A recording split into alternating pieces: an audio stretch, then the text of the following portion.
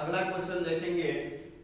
जैसे कि आप देख रहे हैं क्वेश्चन आपके सामने है, लिखा है यदि दो बिंदुओं ए और बी के बीच एक बिंदु सी ऐसे स्थित है कि AC बराबर BC दे दिया है, तो सिद्ध करना है कि AC बराबर 1/2 AB। यह हमको सिद्ध करना है कि AC जो है AB का आधा है। और क्वेश्चन कह रहा है कि एक आकृति खींचकर इसे स्पष्ट कीजिए। एक आकृति खींचना है और इसे स्पष्ट करना है। तो यह आपका हल है क्वेश्चन नंबर 4 का। सबसे पहले हम एक आकृति खींचे। क्वेश्चन के अनुसार लिखा है कि दो बिंदुओं A और B। पहले हम दो बिंदु लेंगे, मान लेंगे कि यह हमारा पहला बिंदु A है और यहाँ आपका दूसरा बिंदु B हो जाएगा। यह आपका दो बिंदु है और इसके बीच में कोई तीसरा बिंदु C है, तो यहाँ हम C ले लिए। ज्ञात में कह रहा है, दिया है कि AC जो है BC के बराबर है। जब यह C AB का मध्य बिंदु होगा तो ये हमारा पार्ट AC BC के बराबर होगा, यानी कि AC बराबर BC, जो कि दिया भी है क्वेश्चन के अनुसार। ज्ञात में दिया है कि AC बराबर BC और हमें सिद्ध करना है, लिखेंगे कि सिद्ध करना है AC बराबर 1/2 AB। यह हमको सिद्ध करना है कि AC जो है ये वाला पार्ट AB का आधा है। यह आपका सिद्ध करना है। और अब यहाँ हम हल करेंगे। क्वेश्चन के अनुसार हम सॉल्व करेंगे। क्वेश्चन में लिखा है कि चूंकि AC बराबर BC ये हमारे पास पहले से ज्ञात है, इसको हम लिख सकते हैं कि ज्ञात। अब हमको सिद्ध करना, पहले देखेंगे क्या सिद्ध करना है। AC इस पार्ट में लाना है, AC इस पार्ट में है, लेकिन दूसरे पार्ट में इस भाग में AB चाहिए और हमारे पास BC है। BC को AB कैसे हम बनाएंगे, यानी कि ये हमारा BC है, AB की जरूरत है, यानी कि इस BC में AC की कमी दिखाई दे रही है। तो अगर हम AC को BC में जोड़ दें तो हमारे पास AB आ जाएगा।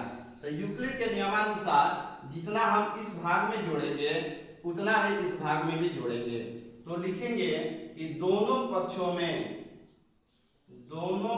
में AC जोड़ने पर इधर भी हम AC जोड़ दें। यहाँ आपका पहले से AC है, AC जोड़ दिए। इधर BC है, इसमें भी हम AC जोड़ दिए। AC को AC में जोड़ेंगे तो ये आपका हो जाएगा 2AC। और इधर BC में जब हम AC को जोड़ेंगे तो ये आपका AB हो जाएगा। अब AC हम निकालेंगे तो ये गुणा में तो भाग में जाएगा, तो इसको हम लिख सकते हैं AB/2 या इसी को लिख देंगे 1/2 AB। यही हमारा क्वेश्चन का प्रूफ हो गया।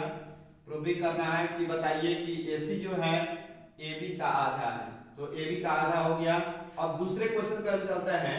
यह आपका 5वां क्वेश्चन है, जिसमें लिखा है कि प्रश्न 4 में, यानी कि इस क्वेश्चन में C रेखाखंड AB का मध्य बिंदु है। जैसे कि आप देख भी रहे हैं, C जो है AB का मध्य बिंदु है कहलाती है। और सिद्ध करना है, इसमें सिद्ध कीजिए कि एक रेखाखंड का एक और केवल एक ही मध्य बिंदु होता है। हमको सिद्ध करना है कि C ही AB का मध्य बिंदु है, इसके अलावा कोई दूसरा मध्य बिंदु नहीं है। तो यह आपका हल हो जाएगा 5वां। सबसे पहले एक चित्र हम बना लें। यहाँ आपका A हो गया, ये आपका B हो गया, ये आपका C हो गया। क्वेश्चन में हम देखेंगे कि सिद्ध करना है कि एक रेखाखंड का केवल एक ही मध्य बिंदु होता है। तो इस क्वेश्चन में अगर जब सिद्ध करना रहता है तो इसका अपोजिट हम मान लेंगे कि AB का मध्य बिंदु C न होके D होगा। यहाँ हम मानेंगे कि AB का एक चित्र भी पहले बना लेंगे। ये मान लेंगे कि C नहीं रहेगा, D रहेगा। यहाँ पे मैं आपका C है और ये D, इसको मान लीजिए। लिखेंगे कि माना AB का मध्य बिंदु D है या D होगा, ये मान लिए। अब हम लिखेंगे कि जब हमारा AB का मध्य बिंदु C है, लिखेंगे कि चूंकि AB का मध्य बिंदु C होने पर, जब हमारा C मध्य बिंदु होगा तो AB का मध्य बिंदु C होगा, तो AC को जब हम BC के ऊपर रखें, अध्यारोपित करें, तो यह हमारा देख रहे हैं कि जब मध्य बिंदु होगा तो ये ढक लेगा। होने पर लिखेंगे कि AC BC को ढक लेता है। यानी कि ये भी लिख सकते हैं कि जब हम AC पर BC को अध्यारोपित करते हैं तो AC BC को पूरी तरह ढक लेता है। या हम ये भी लिख सकते हैं कि BC को BC पर AC अध्यारोपित करें या AC पर BC अध्यारोपित करें। या तो हम AC पर इस BC को रख दें या BC पर AC को रख दें। दोनों कंडीशन में ये हम देखेंगे कि ये जो अध्यारोपित करते हैं तो पूरी तरह से ढक लेता है, जबकि AD को BC पे अध्यारोपित करते हैं या AD पर BD को अध्यारोपित करते हैं तो पूरी तरह से नहीं ढकता है। लिखेंगे जबकि AD को BD के ऊपर अध्यारोपित करने पर